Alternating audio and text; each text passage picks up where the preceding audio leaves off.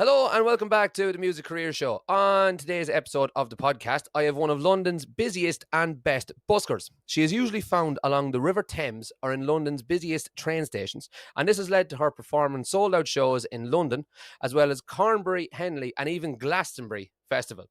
Her work has been featured on Love Island on ITV, and she is also a playlisted artist in every Cafe Nero in the UK. So there's a very good chance that you'll already be familiar with her voice and her work. So this is Charlotte Campbell. Good afternoon, Charlotte. Hello, thanks for having me. It's an absolute pleasure to have you.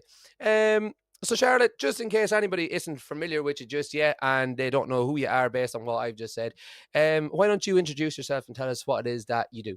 Well, I feel like you said everything, but yeah, I'm from London and I'm a musician, and I feel like I sort of made not a name for myself. I don't know if I have a name. Well, my name's Charlotte Campbell, but I don't know. I've kind of built what everything that I've done through busking and street performing. So I feel like that's the main thing that I do. That's kind of a big part of my music identity. Oh, fantastic. Well, I'm from Ireland and I live in Scotland, and I would have no way of knowing who you are, and yet I do. So whatever you're doing is you're doing something right. So we're hopefully going to get to the bottom of that today and hopefully help out some other people out there that might want to get into what it is you're doing. But before we do that, I always like to ask people, where did it all start for you, music wise? Well, that's a great question. I don't know how far back you want to go, but when I Far was back as you want to 3, go. Okay. I used to do musical theatre as a child. So, like, my mum had a friend who ran like a children's musical theatre kind of after school thing. So I started that from like 3 years old, and I Wow. loved being on stage when I was a child. I was really, really loving it. So musical theatre was kind of my thing. And I was Mhm. in the West End when I was like 10, in the London Palladium in Chitty Chitty Bang Bang. Oh my Yeah, God, so I you, did you that. left you Yeah. left that out with the biography. Yeah, oh yeah, That's yeah. I feel like amazing. it's so long ago now, but yeah, so I did that. But the thing was, I really loved musical theatre, but I just cannot dance. I can't dance. Oh, I was really bad at it, so that was always holding me back in going for roles. So I took up the guitar and started like writing my own songs so that I didn't have to move when I sang, and yeah, and that kind of worked out for me. So I just kept doing that. So I wrote songs, I played guitar, and yeah, and then I studied at the Brit School, which is like a music school in London. yeah. I went there for like basically it's kind of college, like sixth form college. So I did Okay. that. Yeah, and then after that, I actually not took a break from music, but I kind of felt like I should do something sensible. So I went and did an English degree, which arguably is not that sensible either. But I did that because it felt like still creative, but maybe something I could use. And Yeah. then I didn't use it at all. As soon as I left uni, I started busking, and then I've just done that ever since. That's been my full-time job as a musician. That's kind of how I fell into it, and I've been doing it for 10 years now. Wow, 10 Yeah. whole years. That's Yeah. fantastic. That's absolutely that's brilliant. So like in terms of you went to the music theater and it wasn't for you, and you started learning, did you go for lessons or did you teach yourself, or how did that happen? What for guitar? For guitar, for Yeah. singing, for songwriting? Yeah, so I kind of went to this like after school musical theatre. So I feel like there was a lot of sort of group singing lessons in that, which was really helpful to me, and I really enjoyed it as well because I Mhm. love singing. I think it's good for everybody's soul to That's sing. So I amazing. just Yeah. loved that. And then and then when I started learning guitar, I had a guitar teacher who, in hindsight, was trying to teach me the good stuff, like the scales and all the important stuff, but I found it really boring. Hmm. So as soon as I kind of picked up the basics, I kind of stopped having lessons because I just wanted to learn how to play chords and sing over them. So that's kind of all I did. So Yeah. I had the odd lessons here and there, but a lot of like YouTube tutorials and things like that got me to the level I'm at now. Yeah, we're very fortunate to live in an age where we can literally just like search for something and that's it. I was pretty much the same, but I'm probably a little bit older than you in that YouTube was just sort of coming on the go when I was learning guitar.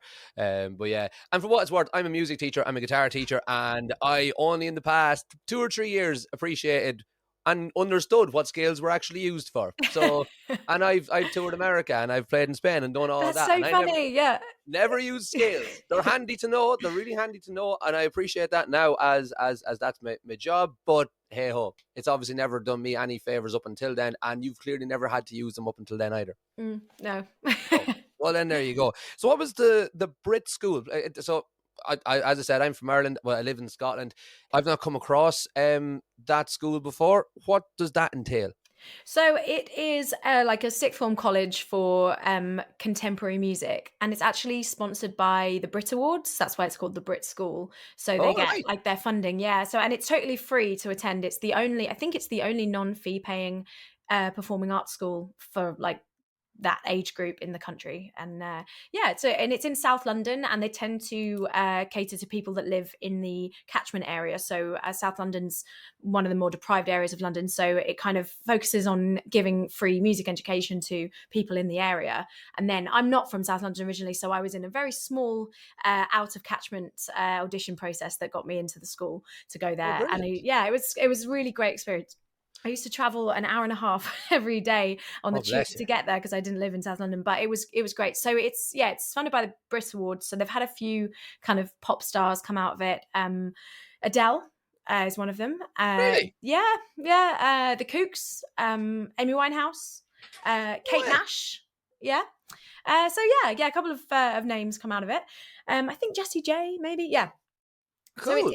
but to be honest, I think a lot of people think of it as a little like almost like pop star school, especially because of Adele. There's kind of this attitude that it's kind of like training people to be how to be pop stars, but it was Yeah. really legitimately great music education, but also music industry education. So they like literally taught us how to that we should be putting aside money for our tax bill and things like that. Like we had like Really lessons on useful. that. Yeah, So like useful. things that people say, why don't they teach you that at school? It's like, I had some lessons on that actually.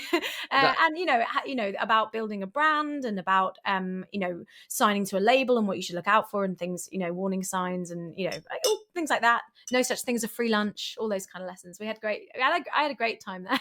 that sounds absolutely the best thing I've ever heard of, because that's like you said, when I was in school, I never did anything in school because all I wanted to do was music, and nothing that I done in school served me at all. No, So yeah.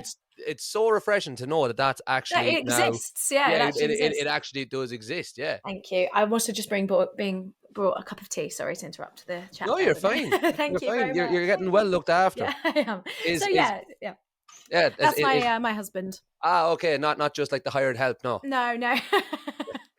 I'm not Good doing stuff. that well at busking. Yeah. Oh well, you don't know. You never know. Okay, well that's absolutely amazing, and like I said, that's so refreshing that that actually exists in the world. And even after that, you still kind of felt the need to go and have something to like. I'm doing the what's that bunny ears thing? Fall The back on. Yes. Yeah, I did because I have very lovely and supportive parents, but my dad in particular was concerned about me going to this music school and not because I didn't do A levels. You don't do A levels there. You do a B Tech. I did a B Tech in music.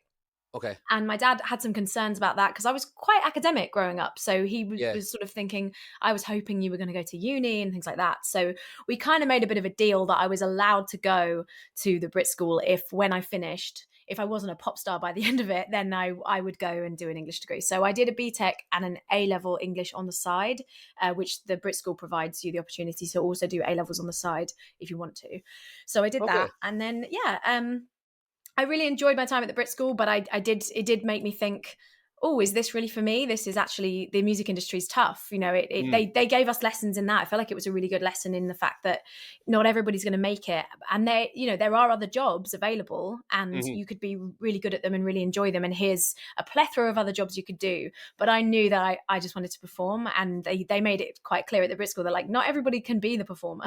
Yes, So absolutely. so I just kind of felt like after that, I've had a great education here in music and I'll carry it with me, but it would be good to have a more sensible degree. So I ended up doing an English degree. Fantastic. Well, I was quite similar in that I wanted to be the backup guitar player for Van Halen when I was a kid, and that was it. That was what I wanted to do. But Good that, dream. Yeah. yeah, I thought so. I didn't see why not. But that wasn't really a viable thing. So I was told. Well, let's say I was told. I kind of had no. Well, yeah, I went and done a diploma, not even a degree in sound engineering, and kind of like you with your English, I've never used it. The most that I've ever used sound engineering is I know how to set up this mic and make it sound good for a podcast. So I suppose it's standing to me there, but like, Yeah, that's worth other than that, having. That's worth having. yeah, Yeah. it is worth having. Worth the cost of Yeah, a degree. Yeah. exactly. Yeah.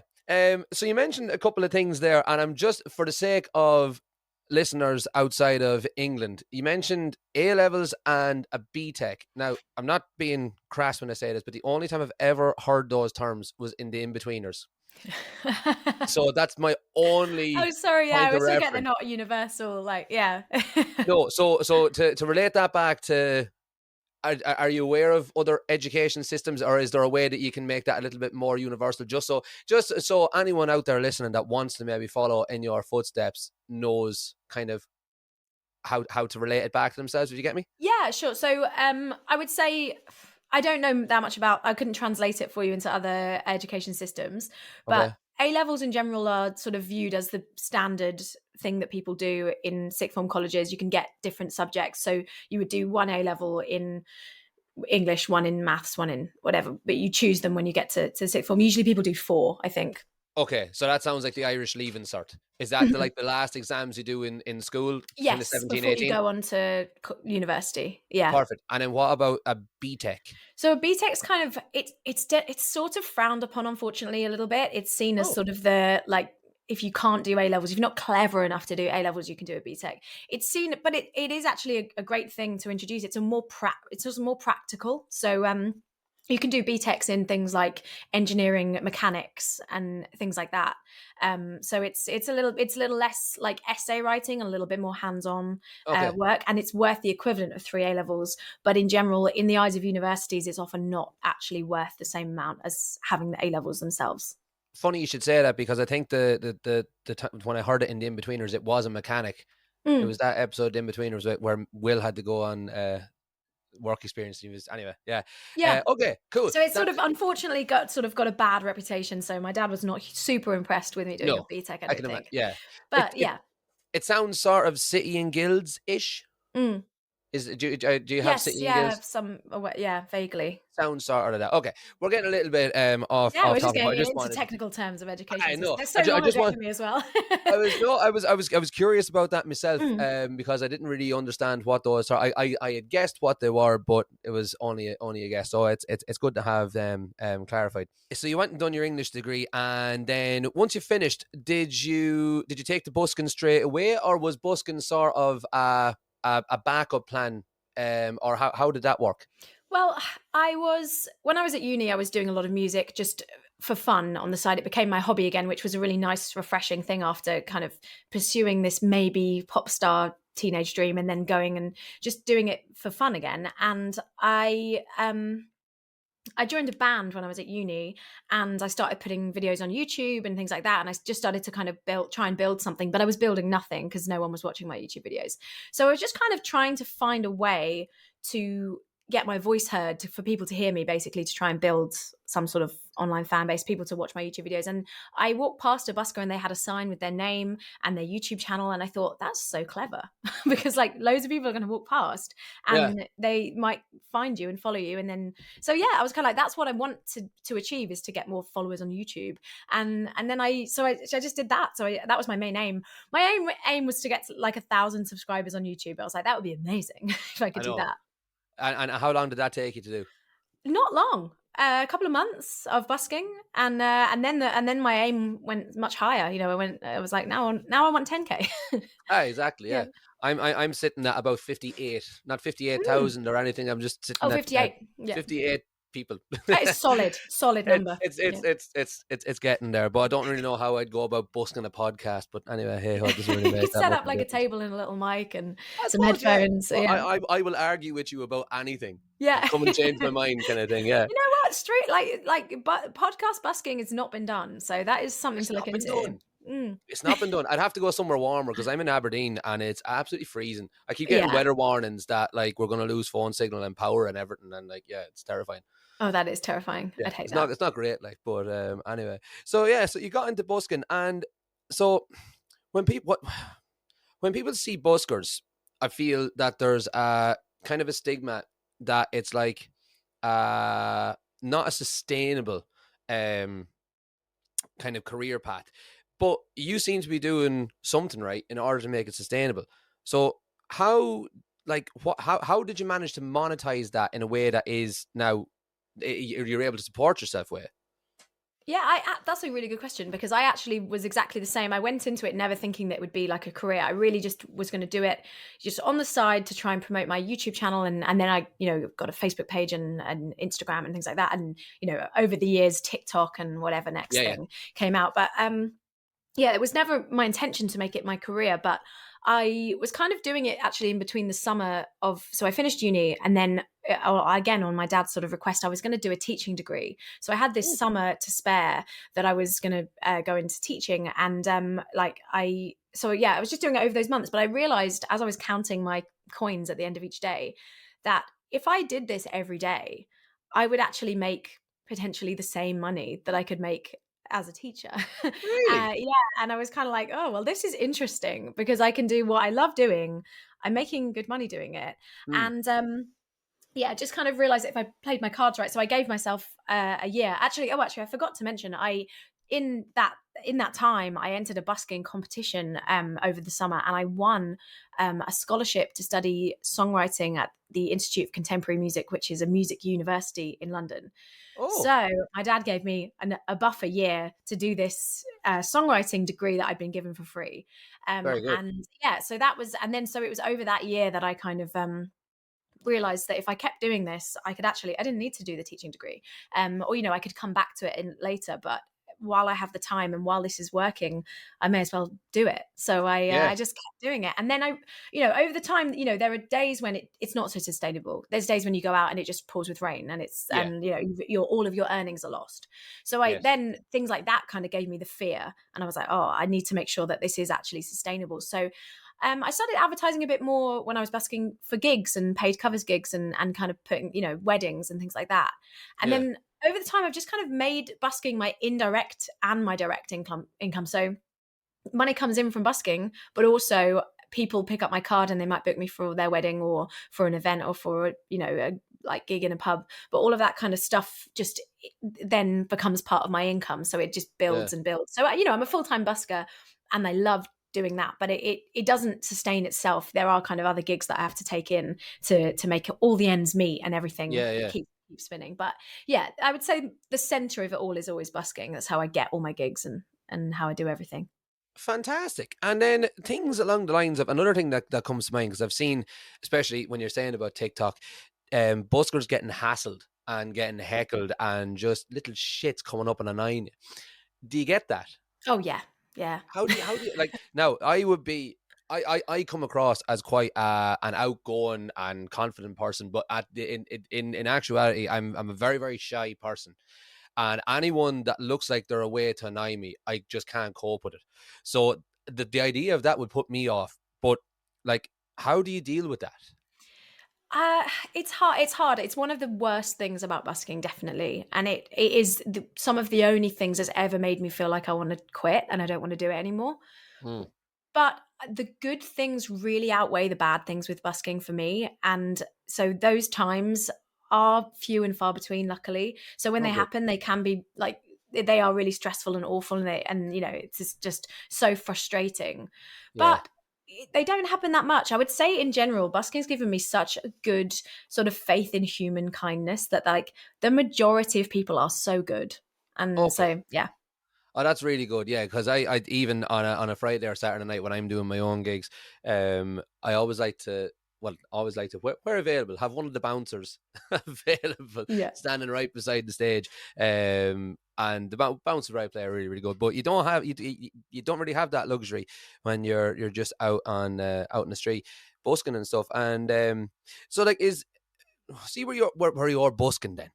Is there, do you just rock up with your guitar and start singing, or is there hoops to drum through? Do you have to get permission from anyone, or? Oh yeah, hoops, so many hoops, loads and Okay. loads of hoops. Yeah, yeah. So yeah, it's funny. I think people are so surprised when I tell them this, but the majority of London, especially now, but even for the last 10 years or so, is like massively licensed, organized, coordinated. So I busk in, I would say, three main places. I busk on the South Bank, which is like down by the river, Hmm. which is a licensed spot by the South Bank Centre, which is like the Royal Festival Hall is also inside the South Bank Centre. So it's a big like cultural centre, and they run a licensing scheme. So they have 6 months. every 6 months they have auditions, and they have new buskers come in, but everybody Oh, who's got a license, we get 1 hour each, so we share the spot amongst us, and whoever comes first gets the first slot, whoever comes second goes on next, and it goes on throughout the day. So you get your slot, and then once you've finished you can get back in the queue and play again. And the queue is basically just like leaving your stuff, your equipment, to like mark your spot in the queue, and we look after each other's stuff. We leave it like very on the good. pitch. Yeah, so that's how it kind of works there. And then on the tube, I also busk on the tube, so like down in the London Underground, and All right. that is an online booking sorry, that's an online booking system. So we have to log on every Tuesday morning at like 9 a.m. And it's honestly like so stressful. It's like trying to get Beyonce tickets. Like you're in, like you put in a queue, and it's like you're number 98 in the queue, and you're like okay, and then you get through, and you're like desperately trying to get some of the better spots, but they're normally all gone if you didn't get a Right. good. Yeah, and it's totally random. So you log in, and then it gives you a random spot in the queue. So sometimes you're like number 20. You're like, oh my God, I'm going to get some good spots this week. But yeah, sometimes you're 200. So that's how it works really, for that. And then there's one more system that's sort of an in-between of those, which is like the concourse of Waterloo, Euston, Liverpool Street, Paddington Station. So the big out of London stations. Yeah. They have spots there as well, which is another like sort of an online booking system, but they send an email and you send your availability back, and then they send you your slots for those 2 weeks. They kind Right. of they designate it. So yeah, that's how they work. Sorry, I don't know if that was really boring. No, But yeah. that's so interesting. It's totally different to like other musicians, me included. That well, other musicians that I know, and I'm including myself in this. We would do all of our gigs the year before. So September, October comes, I go to all the places that I play in, and I'm like, right, I'll do every second Friday here, and whatever else. But you're literally doing it like week by week. Yeah, pretty much. Yeah, so Wow. it can be really hard to like make any plans. You're like, what are you up to in 2 weeks? Like, well, it depends what slot I get in the London Yeah. Underground busking queue. So yeah, it can be a bit stressful. But obviously, yeah, I book in other gigs and stuff in between that, and then try and fit in busking spots. So that's why I tend to be on the South Bank more of the time. First of all, I prefer it there. I like to be in the open air. It's really nice if it's not Yeah. raining and if it's not freezing. Yeah. And I think it's a little bit more like people are passing by and actually there for a day out, so they actually might want to stop and watch a few songs rather than they're running off to get a train. But Okay. the other reason that I mostly am there is because I can just go there in the morning, and I don't know how many slots I'm going to get, but I know I'll probably get one, if not two, throughout the Yeah. day. So yeah, I can kind of just go there, so I don't need to pre-book. It's like I can just go. You just Yeah, rock up but I there would and away need you to. go. You need to get a license in advance. That's the only thing I think that is kind of a shame, and it's happening all over the world. Really, like people can't just kind of come to London to do a bit of busking because everywhere's so got all these restrictions. You need to like pre-plan and Yeah. apply in advance. So that's one thing that I think is a shame, because I think the spontaneity of busking is lost. But there are so many buskers now that Yeah. it does need to be organized in some way, because otherwise the bullies get the spots and no one else No, of does, course. Yeah. So No, yeah. again, that's another thing you've said that is quite refreshing to hear, that there is an actual, there's organizations and bodies in place and like systems in place to actually support what it is that you're doing. And are these free services, or have you got to Yeah, pay they're for all it? Yeah. free. Yeah, all the That's ones just that I am fantastic. part of, they're all free. Yeah, which is really, as you say, I think a really nice thing, because we feel like we're welcome there. And as a Yeah. busker, there, I've prior to joining a lot of these systems, I would busk in places where I just always felt like a shop owner was going to come out and say, "You Yeah. can't do that here, move." So it's really nice to feel like I know that I'm allowed and I know that I'm wanted. Yeah. Gives you And a sense of yeah, community as well, yeah, that our you know such a all the rest of community, it. Yeah. absolutely. Yeah, I've got lots of busker friends, and I'm part of the community as well. In the the local people can see the benefit of having that live music there, and yeah, and because we've all got slot times and rules and things. People tend to be like not play the same song just over and over and over and over Yeah. again, which I Of can course. understand is annoying. Of So course. Yeah. Yeah. yeah. And then things like the pandemic must have changed how you operate, because like for one thing I can think of is the only people that I know nowadays that carry cash are musicians that get paid in cash from pubs. I don't know anybody else that carries cash. So how does that work with Yeah, that's buskers? yeah, absolutely. That's definitely changed. I mean, that was already changing, I think, prior to the pandemic. Like people were carrying less and less cash in London, especially. Like prior to the pandemic, they didn't even take cash on the buses anymore. You have to use a card on Oh London wow. buses. Yeah, so that things like that were a bit of a blow to the busking community because we're like, oh, that's our main source of income. So Yeah. there's lots of things being developed to try and create ways that people can tip buskers digitally or in different ways. So I'm actually named, and I don't think this is actually true, but I'm named as the first ever busker in London to use a contactless card reader. Right. Yeah, but I don't think that's actually. I think people were using it before me, but I got like sort of gifted one by this company called iZettle, who are Oh great. yeah. Shout out to iZettle because they are great. They had developed this software for buskers because obviously with card readers, someone taps it and then then it goes blank and you need to type in the amount again. And if you're playing a guitar, you haven't got your hands free to do that.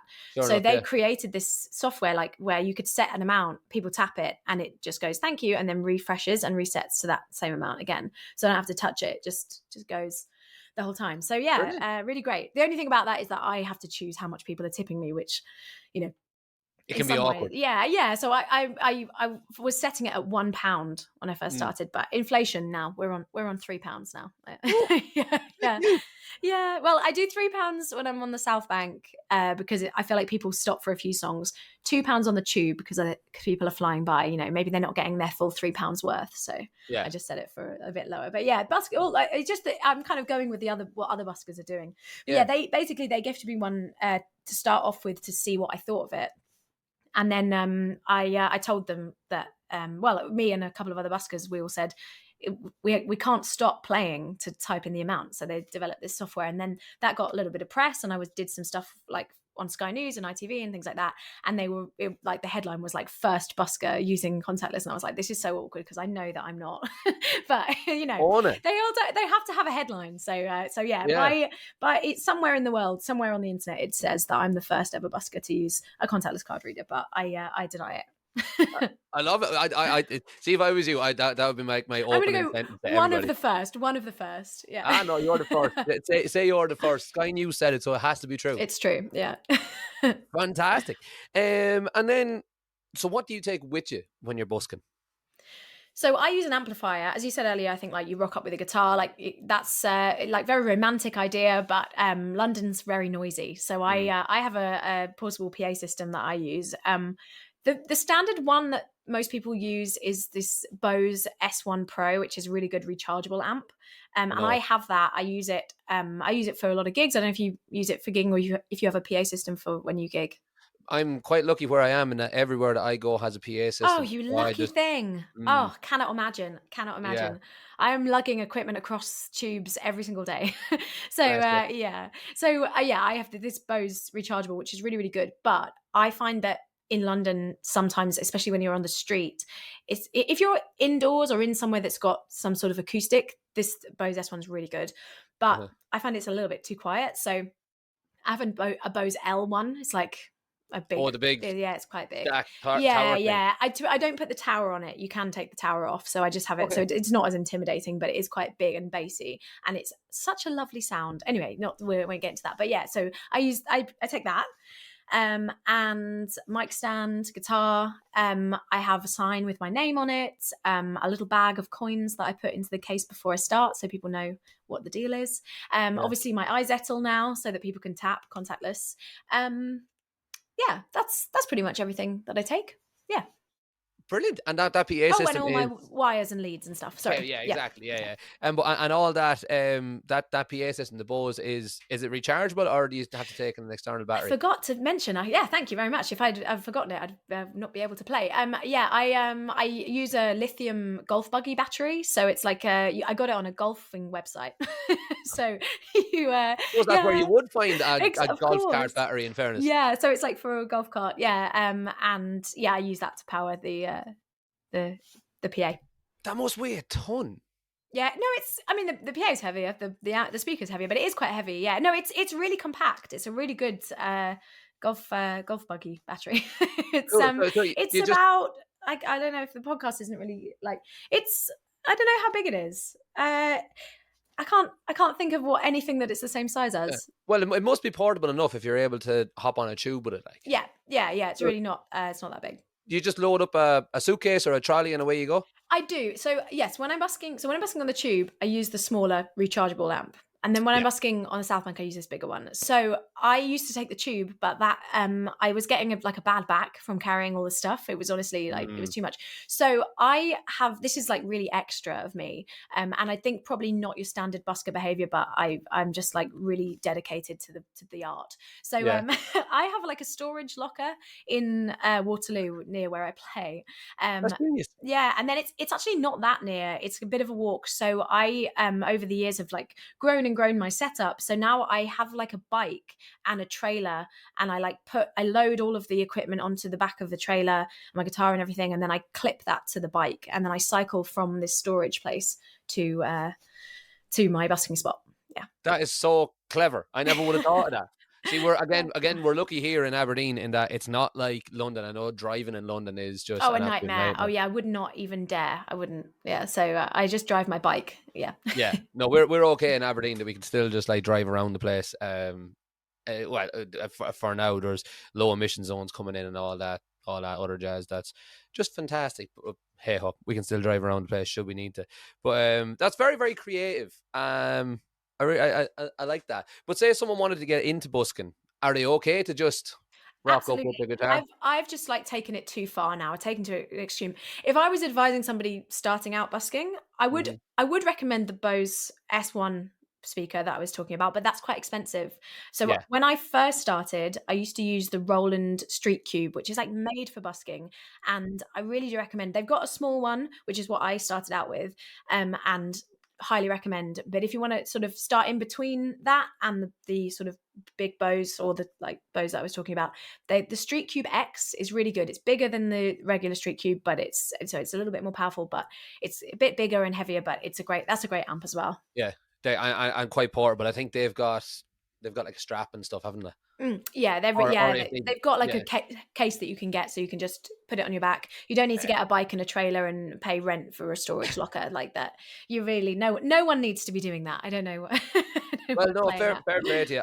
I'm quite extra when I gig as well, and I do a one man band gig where I play guitar and Nice, I play harmonica and then I play a foot drum kit. So it's like a drum kit built specifically for your feet. Like so, incredible.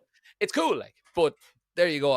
That means I do need to drive, and or if I didn't have a car, I'd have to do what you're doing, get a little trailer Get for the me bike trailer or and the whatever. bike, yeah. But it Yeah. sounds like it's pretty cold there, so look out for the ice, I would say. Exactly, yeah. No, I nearly killed myself. I'm in a little studio here in my back garden. It's basically a fancy shed with Wi-Fi, and I nearly killed myself on the path coming out here. So, yeah, biking would not be an option. But Yeah. anyway, I think so stick to your car. Sounds yeah, good. I definitely would. It's comfier. It's bigger. It's all good. So, Love Island. Then, some of your songs got on Love Island. How did that happen? So, would you believe it's another busking story? Go on, I But love it. I love it. yeah, I was busking in Waterloo Station on the sort of conquest course bit that I was telling you about. So I was busking in Waterloo Station, Mhm. and a guy came up and he was listening, and I want to say like, and he was so wowed by my voice, but actually we just got chatting because he had a really lovely dog, and I would just say like, he came over to tip me, and I just said, before you go, can I stroke your dog? And then we just got chatting, and then he said, oh, actually I work for ITV, and I work on Love Island, and I do the music, so have you got any songs that you would work, do you think on? I was like, oh my god, I love Love Island, because I do.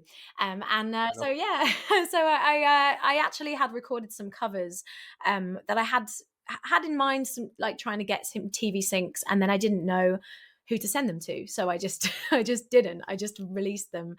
So I Yeah, sent him that and a couple of originals, and he used two original songs and my cover of Mr. Brightside by The Killers. that's amazing. Yeah. And then, oh, that's absolutely amazing. So, if you had to reverse engineer that and actually like manufacture that kind of encounter. Do you know what I mean? So it was just like a kind of a chance happening this time. But if you had to do it again, knowing now how it works how would you go about doing that? How would you go about getting your songs to the likes of Love Island or any of them? I don't know. That's the thing. And I've had a few messages from people who were like, "Oh, I heard your song on Love Island. Like, how do I do that?" And I was like, "I Yeah. don't know. I think you need to just be busking in Waterloo Station, and the right person walks past, and then you say, 'Can I stroke your dog?' And then, like, and I don't know if that's very good advice, but I guess the advice is like, put yourself out there, like, in that sense that a lot of the things have come my way because I've just gone out busking as much as I can and tried to be heard. And also, I had this recording in my back pocket because I'd kind of had an idea that I'd love to get a TV sync. So instead of waiting for somebody to come along and say, record this for us, Yeah. I just thought of some songs that I think, that I loved, that I'd like to hear reimagined, recorded them, put them on Spotify just for my own enjoyment, really. And Yeah. then when that opportunity came along, it was like I was just prepared. It was like everything just fell into place so perfectly because it was Oh, kind of that's amazing. wonderful. That's wonderful because you can imagine the amount of people that would that they love Wonderwall or whatever it is, and they've recorded their version of it. Because I think Mr. Brightside was one of them, was it? Yeah, it was. Yeah. Mm. Fantastic. And how then does that work in terms of like royalties? I don't suppose you'd probably get any royalties from Mr. Brightside, but you'd probably No, do so from that's yeah. So so I don't get any royalties really from the songwriting part of it, but you do get performance royalties through something called PPL. So right. PRS is the Performance Rights Society, and they are in charge of making sure that people who write songs get the money for them. And then PPL, I don't know what it stands for, but it's the performance version of PRS. So they make sure that people who perform the songs get paid. So the cut is smaller as a performer. So if you get Yeah. a cover as a TV sync, you wouldn't get as much money as if you were writing the song. But you still do get paid by PPL. Okay, well, that's really, really good to know. I had a student in here last night asking just about that sort of thing, and I didn't expect to be speaking about it today. So I'm delighted that I'll be able to go back to her now next week and say, well, funnily enough, you should have asked that question. But cool. And then Cafe Nero as well. You said you mentioned in your bio there about your a featured playlist I am, person. yeah. So Cafe Nero are great, actually. Again, the one of the CEOs of Cafe Nero walked past me busking in Of course Leicester it did. Square. So yeah, in the tube station in Leicester Square. But Cafe Nero are really supportive of independent artists. They actually play the majority independent artists in all their coffee shops. Their playlists are majority independent, and they do like sometimes they'll do like a whole month where they only play independent artists Yeah. exclusively. And so they're really supportive of that, and they do lots of, I don't know if you know, they do sort of gigs in their stores as well. So I did a little tour with Cafe Nero in 2019, just playing in Cafe Neros across the country, and just little live music coffee shop gigs. And so I just send them new songs whenever I can, especially I try not to bombard, and just send them everything. But when I'm like, oh, Yeah. this would be a nice little song to hear in a coffee shop, then I send it over to them, and they playlist it, which is really nice. That's wonderful. And Yeah. again, if you had to reverse engineer that, is it just I mean, stroke the right I dog would again? say, I like the thing is, like, I always say, like, the music industry is so much potluck. But Yeah, my advice is always like, it's potluck, but you need to be prepared for the opportunities when they come along. But yeah, at the same time, as I say, Cafe Nero are really supportive. I like it. It can't hurt to reach out to Cafe Nero and just say, how do I get my music playlisted? of course. As I Yeah, say, they are supportive of indie musicians. So that's worth a reach out for sure. I'm sure that there's an email somewhere on the internet you could find. surely you could Google that and figure that out. Yeah. Fair enough. That's really good to know. It's really, really good. Refreshing. Again, this is just the most refreshing interview I've done in so Oh, long. thanks. That's great to hear. It's lovely. And then I was gonna say about Glastonbury, but I'm gonna assume that Mr. Glastonbury happened to be getting a tube somewhere. No, that's a great. No, that's very funny. You're very funny, Barry. No, Thank you. it didn't actually. No, actually, that's my one. That's my one that I feel like didn't really come from busking, but I feel like maybe having built what I had built from busking in my other opportunities, then Mhm. the Glastonbury kind of came along. Glastonbury was a great, lovely, lovely time for me. Actually, I got that gig through some friends of mine on the music scene who run a female lineup of gigs called Heard Collective, and it's about getting female voices heard. So they do like singer-songwriters, all female lineups, and of like Brilliant. of music nights in London. So they I don't know, actually, sorry, this isn't very helpful, but I don't know what their contact is with Glastonbury, but they run a Herd Collective songwriters round. So it's like you Okay. each play one song each and talk about it and take it in turns to play. So there's maybe like 4 of you or 5 of you on stage at once, and then you'll usually play a song together as well, a cover maybe, or do harmonies for each other on each other's songs. And yeah, so I met them through the London music scene, just kind of gigging around, and through other like fellow musicians, and they invited me to join their lineup for Herd Collective 2022. Yeah, on 2022. So Glastonbury. just last Glastonbury. Yes, yeah. Although I did also do some slots in 2016 and 17, but those were just I was kind of playing like covers in little bars in Glastonbury, which again, if those are the sort of things I already had a ticket and I just reached out to people and said, do you know how I can like get some gigs? And they're like, I can't get you on the Pyramid, but if you want to play at Glastonbury, I can get you an afternoon slot in, the Greenfields, or, in one of the tents or something. So yeah, that's how Well, I swung that. listen, it doesn't matter. You could play the main stage. You could play at the gate on the way in. If you said you've played at Glastonbury, that's it. It doesn't matter. So You don't I've need to played, tell the rest of the yeah, truth. I've played 4 times. And the last time in 2022, my name was actually, in the program and everything, and then all that kind of stuff. Very exciting. My name's on the lanyards. The other 2 times I was just playing in the bars. No mention of me on the website, unfortunately. And the first time I played was when I was at the Brit School. We went on a school trip to Glastonbury, which was pretty cool. And they got us performance slots on the left field stage, I think. Yeah, so that was a while Oh ago my now. God. But yeah, I went on a school trip to Glastonbury with all my teachers and everything. It was a lot of fun. That's amazing. No wonder it's like pop star school. It Yeah. sounds like Fame. Remember that Yeah. film Fame? Yeah. And in some ways it was a bit like that, because anyway, I won't go into it. But yeah, it No, was. that is so cool. That is Yeah. absolutely the coolest thing I've ever heard. I think I was going to say the best places that we ever went in school were like farms and stuff, but like no, we actually did go to London to see some musicals with music. It's a good reason why an awful lot of people done music in school, was they knew we'd get to London to see like Wicked and all Yeah, that. that's great. So yeah. So there you go. But in fairness, I would have rather have gone to Glastonbury. I've still, at 30 years of age, I've never been to a festival. No way. Never been to a festival. No, never, Oh, they ever, are ever. It's great. I feel like I've missed out on it.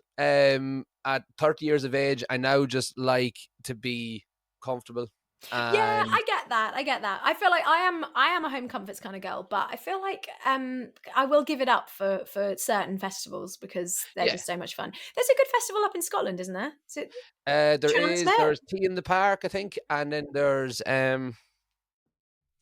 oh my God. See, I'm quite useless with keeping up to date with I think it's Transmit, but it doesn't have Transmit. any vowels.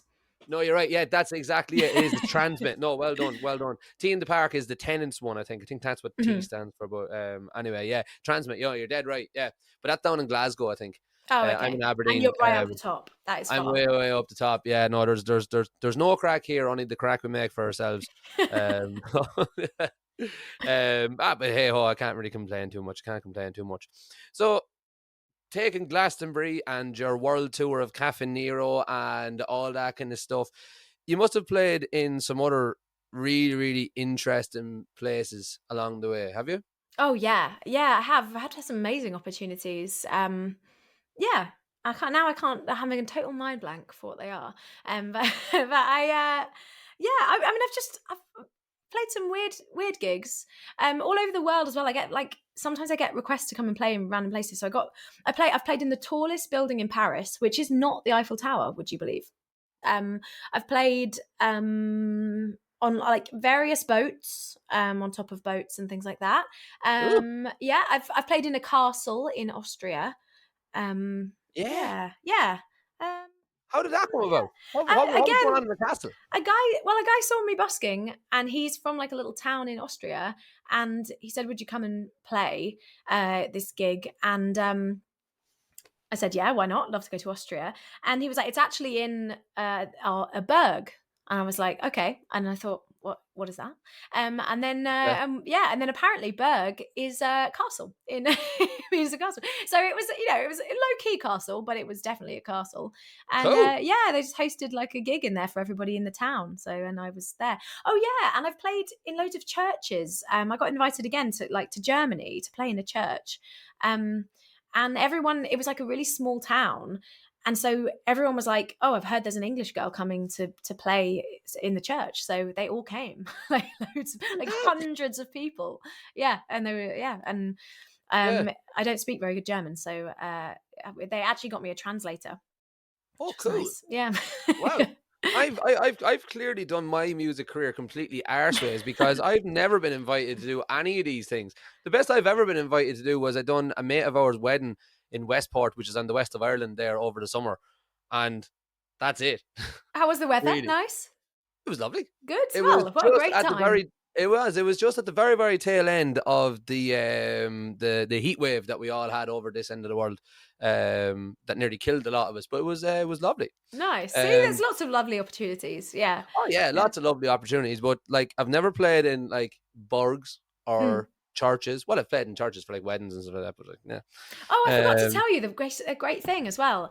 I actually I was going to say just got back, but it was in October, and it's now January. I also went to Korea, South Korea, in October. Yeah, for this thing that they decided to host there completely randomly. They just decided to host a competition for buskers, and they called it the Buskers World Cup. And oh, they invited buskers from all over the world. So there was me from London, and then there was like California, Italy, Spain, Argentina, the Philippines. So many, like I can't even count. There were so many of us from all over the world: Australia, New Zealand. yeah, And we all went to South Korea and did this like massive, and it was quite a big scale. And again, it was like it wasn't in Seoul, it wasn't in the capital. It was yeah. outside of there, so it was kind of small town, or like it was like fairly big, but not like the sort of place that most people go. So everybody Yeah. in the like local was like, "Oh, there's this big event going on. We'll all go." So like hundreds of people were there, and it was Oh, like this cool. big stage production. We played 2 songs each, and yeah, that was crazy. And we flew all the way to Korea, which was pretty amazing. That's unbelievable. What's Korea like? Amazing. It's such a great country. I love Yeah. it. Yeah, like the people were so lovely there and the food was lovely and everything. It is the stereotype you think it is. Like every single shop has like big fluffy cuddly toys with big eyes, Cool. and it's like really colorful and bright, and the people are just so incredibly friendly and wonderful. And yeah, South Korea is lovely, and it's very very worth going to. Oh, brilliant. How did you fare out at the Buskin World Cup? I got into the semi-finals. I didn't make the finals, but yeah, it was tough competition, and also Yeah. there were quite a lot of Korean acts. So like there Oh, was, well, then there you go. yeah, so a lot of those got through, and obviously I don't speak very good Korean either. I was really proud of how far I got, especially with like the competition was very hot, and all of the people were really friendly and lovely, and I made friends for life, and Yeah. some of those made it to the final, and it was really a great Oh, experience. that's an amazing story. I love that. I'd Yeah. love to go over and gig over in that end of the world. I was there on honeymoon, like we went to like Oh, Singapore and nice. stuff. Oh, Well, I was great. never in Korea. I was in Singapore and I was in Hong Kong and I was in Bali, and they're all just Beautiful. the most beautiful, beautiful places. The nicest people in the world. In fact, the guy that we had on the podcast recording yesterday, he lives in Singapore, and I was only speaking about you're speaking about how nice the people are, and I was speaking about like do they do this in Korea as well? You know the way when you're like queuing up to get on a train, there's like little markings on the path that you're meant to like line up on, but nobody in this end of the world actually does that. In Singapore, they use them, and they're just. I sound like an absolute Neanderthal going on like this, but I swear to God, it baffled me so much. I was like, "Oh my God, these are like the most respectful, Yeah, soundest I did people I've find them ever very come across." respectful. I didn't take Yeah, like a train or anything, so I didn't like observe that, but they're definitely very respectful and like really yeah. observant of rules. So, yeah. Yeah, and just very, very courteous and just so much more accommodating than we are over this end of the world in Scotland or in Ireland or in wherever else. So I'd love to go over and gig over there at some point. But that's fantastic stuff. That's absolutely fantastic. The Buskers World Cup, genius marketing, so it is. Yeah. Absolute genius marketing. So what is it you're working on now? I know that you've got an EP coming out very, very soon.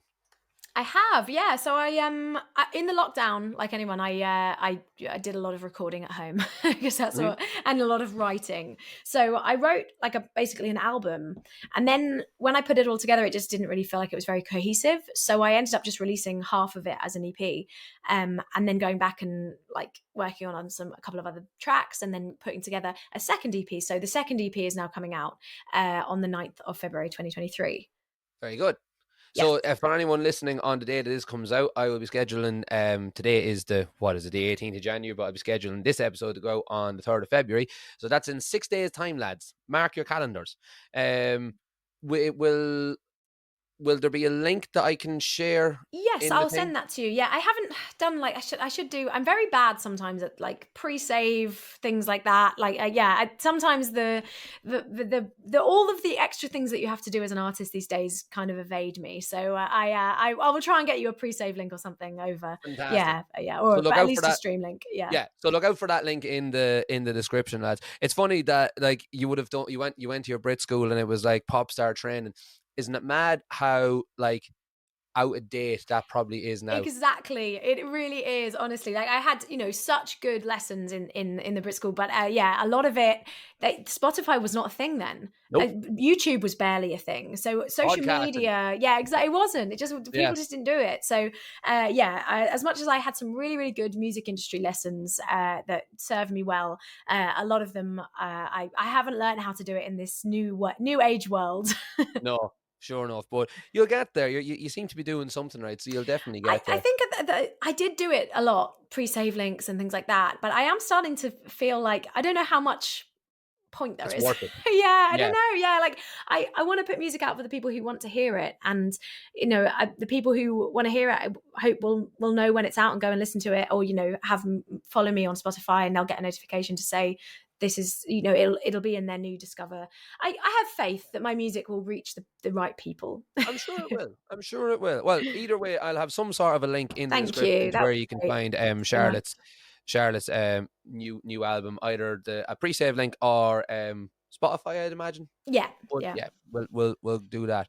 Okay, well then I tell you what, let's start finishing up now, and we're going to head into a quick fire round of questions that have pretty much nothing to do with music and are just kind of like icebreakers, but the ice is already broken. So let's just, I don't know, keep breaking it. I love it. Yeah, let's do it. So these are questions that I've never asked anyone before. So these are brand new questions just for you, Charlotte. So Right. if you had to teach a class on one thing, one subject, what would it be? Taylor Swift. You arrived at that very, very, very fast. It's my specialist subject. It's your specialist subject. So if you were to go on like Mastermind, Oh yeah, that would but I be... think someone's already done it, and she was rubbish. So no, Oh. don't say that. It's so mean. But No, but like you might as well call a spade a spade. If I went on Mastermind, it would either be Van Halen or Only Fools and Horses or the Harry Potter book. okay, I like that. So, Yeah. so something along those lines, or the Lord of the Rings films. I'm a bit of a nerd, but and whenever I see someone doing those types of topics that I know about, I'm like, how do you not know that? How is that not ingrained in your mind that as soon as someone asks you that, it's there, just like you with Taylor Swift? You didn't even need to think about that. But I have to say, the Mastermind on Taylor Swift, the questions were bad as well. They were like I feel like they could have gone deeper. I would have preferred, I wouldn't have loved those questions. I would have got them, but I wouldn't. I feel like you could have tested me more, So well, then there you go. So that's a really good topic that you could teach a class on. You could get on to, what's your man's? I don't even know your man's name that does it. I don't know. The lad on, and he's like, yep, that's the answer. And then I don't even know what his name is, but anyway. I've started, so I'll finish. Yeah. I've started, so that's what he says. That's exactly what he says. So listen, if you're listening, give Charlotte a shout. She'll teach you all about Taylor Swift, and then you can do it right. Yeah. Do you know what I mean? Don't half-arse it. Simple as that. Start and then finish and then carry on. But anyway, cool. So that's really good. What would you teach about her? Just like the in-depth, the history of her albums and what she was going through as each one came out. Also some just like lyrical, in-depth stories about certain songs and like how incredibly clever she is with like how she writes her lyrics. And we could, also how her like the threads of ideas run through her albums. So like one song on the next album, you'll hear like almost a reference back to another song. You're like, oh, love it. Ooh, Yeah. passion. I love it. Fantastic. Okay, next question. If you could eliminate one thing from your daily routine, what would it be? This one got me thinking now as well. Yeah. I know immediately what I thought, and I feel like it makes me sound gross. Go on. But it's brushing my teeth. I hate Oh, brushing my teeth. I like find it so incredibly boring. And it's always the thing that I do just before I go out when I'm like, okay, I'm ready to go. Oh, I haven't brushed my teeth. And then I'm like brushing my teeth. I'm just like the whole time, it's like, like the longest 2.5 minutes of my life. oh, what a shame. Have you ever watched The Apprentice and they came up with like a game for brushing your teeth?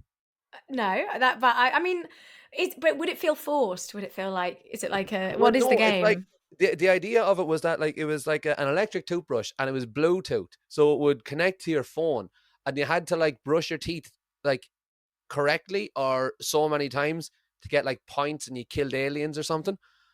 I could get on board. Yeah. See, there you go. It's mainly aimed at like Children. getting Yeah. kids, yeah. But listen, to each their own. If you wanted to eliminate that, Mm. you probably wouldn't want to eliminate brushing your teeth. Just the No, need. exactly. Like I want my teeth to be clean and I want them to be healthy. It's just the thing that always feels like, oh, again, and also like twice a day. Like, I oh, know it's again, just so much. It's so really? much. They're just so demanding. I Yeah, just I know. find it like quite a lot. Like, I always find it's weird that humans haven't evolved enough to like the way that like we go out in the sun and we burn.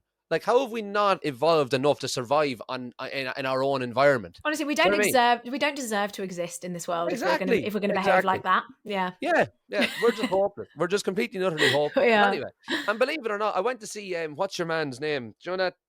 Oh, Brian Cox, and he was saying that there's a very good chance that we're the only life in the universe, as in like the universe in like not just our galaxy, in anywhere out in existence, that we're the only life. And I really feel like that if we've achieved that, how are we still getting like burnt alive by the sun, and we still need to like brush our teeth and things Mm, like that? exactly. Yeah, it's just it's a weird So one, many but hey ho. questions. Mm. So many questions, I know, and in fairness, that they, yeah, I done my best with these icebreakers, but there's I only love so them. Yeah. much. So would you rather be next question? Would you rather be the funniest person or the smartest person in a room? The funniest. I think that's the soundest option to go, because if you're the smartest, kind of people have to know that you're the smartest, and how are they going Mm. to know that you're the smartest without Yeah, I coming think if across you're the as funniest, people will think you're the smartest. exactly? Yeah, I and like no one. that. What does it really matter? And also, being smart is overrated. Like, I think, like, being dumb and oblivious is actually you go through the world a lot better, a lot Oh yeah, happier I know. with it if you don't know so Just much. just look at dogs and how happy they are Oh, just to be out and about and just be happy exactly. and just be, yeah, exactly, just to be included, and they don't have any worries. So yeah, cool. None. Um, right. What's the best advice that you've ever been given? Comparison is the thief of joy. That's my Ooh. best advice that I've ever given. Don't compare yourself to other people because it just makes you unhappy. And you could be really, really happy in what you're doing and really content and satisfied with everything in your life and yourself. And then you look at somebody else and they've got better, and suddenly what you have doesn't look like it's enough. Yeah, and that makes you unhappy. So yeah, comparison is a thief of joy. Oh, that's the best way I've ever heard that put. Mm, That's just wonderful, and mm, everyone should always live by that advice every day, all mm. day. Wonderful. And now, last question. Usually, I ask people what would they be doing if they weren't a musician, but I have a feeling you'd say something along the lines of like English professor or Yeah, I'd be a teacher. I would not hate being a primary school teacher, to be honest. I think I would have a lot of fun. yeah. Yeah. So I would be a primary school teacher, I think. My wife is a primary school teacher and she loves it. She Oh, absolutely good. loves it. That's So lovely to yeah, hear. it is. Yeah. It is a lovely thing, and working with little kiddies is Mm. it's a lovely thing. Cool. Well, I'll tell you what, Charlotte. Let's leave that there. Before we go, where can people find you online if they want to book you for their Let me think of something really clever and intelligent and witty. Book you for their yacht or their blimp. Yep. Well, you can find me on all the social media. I'm on like YouTube, Facebook, Twitter, Instagram, TikTok, or you can find my website, charlottecampbell.co.uk. Or if you just Google first busker to ever use contactless card reader, then you'll probably see me. Yeah. Or you can come and find me. I'm usually busking by the river on underneath the London Eye on the South Bank. Fantastic. Well, I'll tell you what, Charlotte, let's leave it there. Thank you very much for your time today. Thank you. Thanks for having me. It's been a joy.